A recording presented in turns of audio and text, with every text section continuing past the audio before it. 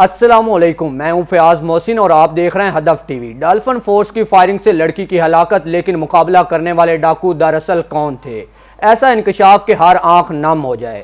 Police کی نااہلی نے گزشتہ روز لاہور میں ایک معصوم لڑکی کی جان لے لی۔ پولیس نے 8 سال میں مرکزی ڈاکو فیصل محمود کو 16 بار پکڑا، لیکن وہ پولیس کی ناقص تفتیش کے باعث ہر دفعہ بچ گیا۔ پولیس اپنی تفتیشی غلطیوں کی وجہ سے ڈاکو کو پکڑنے کے باوجود سزا نہ دلوا سکی۔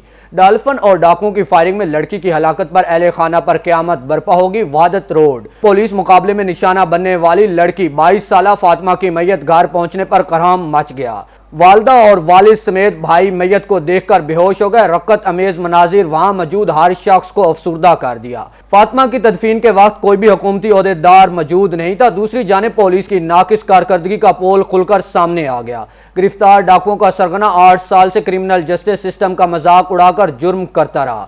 گرفتار ڈاکوؤں کو 16 بار پولیس نے پکڑا اور پھر بھی وہ رہائی پا کر واپس آیا۔ پولیس ریکارڈ کے مطابق ڈاکو فیصل محمود 8 سالوں میں 16 مقدمات درج ہیں۔ 16 بار پکڑے جانے کے باوجود چند دن بعد ہی واپس آ جاتا ہے۔ انویسٹیگیشن ونگ کی ناقص کارکردگی کے باعث گزشتہ روز نوجوان لڑکی کی جان گئی۔ پولیس تفتیش میں ڈاکو کو پکڑے جانے کے باوجود سزا نہ دلوا سکی۔ ترجمان یاسمین بٹ کے مطابق مبینہ پولیس مقابلے میں گرفتار ڈاکو پہلے سے ہی جرائم ریکارڈ یافتہ نکلا ہے۔ گرفتار ملزمان پر پہلے بھی کئی مقدمات درج ہیں۔ واضح ہے کہ گزشتہ روز پنجاب یونیورسٹی کے قریب ڈالفن فورس اور ڈاکوؤں میں فائرنگ کا تبادلہ ہوا، جس کی زد میں آ کر راہگیر لڑکی موقع پر ہی جاں بحق ہو گئی، جبکہ ڈالفن فورس کی طرف سے کارروائی کے نتیجے میں ڈاکوؤں کو زندہ گرفتار کر لیا گیا۔ S S P model town کا کہنا ہے کہ لڑکی کو کس کی گولی لگی، اس بات کا تعین پوسٹ مارٹم رپورٹ کے بعد ہی کیا جا سکے گا۔